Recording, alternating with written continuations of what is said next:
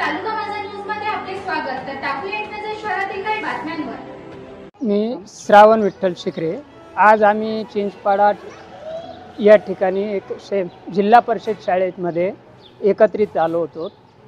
तरीही 15 ऑगस्ट निमित्त आम्ही जो उपक्रम राबवला आहे ठाणे जिल्हा प्लंबिंग कामगार संघटना यातर्फे, आणि महत्त्वाचं म्हणजे जी आमची प्लंबिंग कामगार संघटना जी उभी राहिली आहे त्याला म्हणजे कारणीभूत म्हटलं तर पिढीलाईट ह्या कंपनीद्वारे आम्हाला उत्साह भेटला आणि एकत्र येण्याचे प्रोत्साहन भेटले।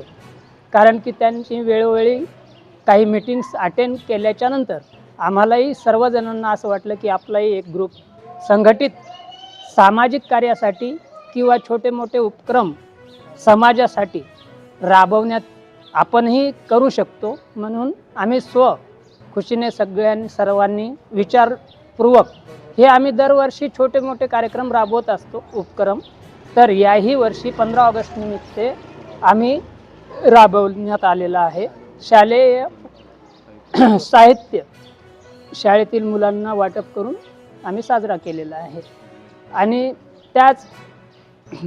त्याकरता पिढीलाईट कंपनीचे आम्ही खूप खूप आभार मानतो।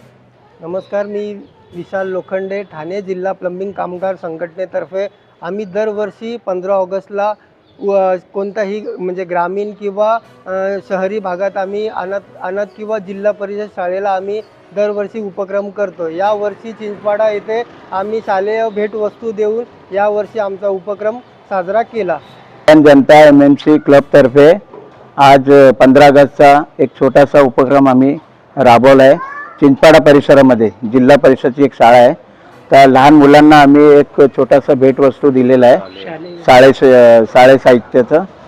तर त्याच्याबद्दल खूप काही लोकांनी मेहनत घेतली आणि ठाणे जिल्हा कामगार संघटना त्याच्यात संलग्न आहे आमच्या कामगार लोकांचं। तर ते खूप चांगल्या हिसाबाने आम्हाला रिस्पॉन्स भेटला आहे आणि असंच आम्ही दरवर्षी उपक्रम राबवू। ताज्या घडामोडी पाहण्यासाठी आपल्या चॅनलला सबस्क्राइब करा, लाईक करा, शेअर करा आणि बेल आयकॉन दाबायला विसरू नका।